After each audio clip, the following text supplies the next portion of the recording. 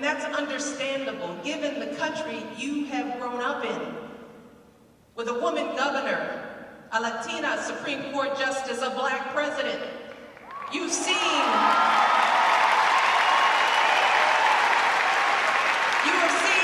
Latino singers win Grammys, black coaches win Super Bowls.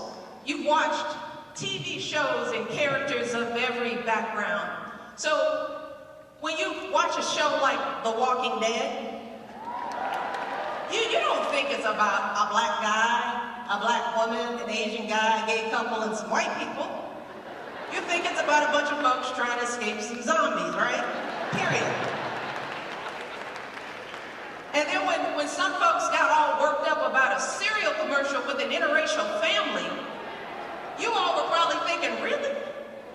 What's the problem with that? with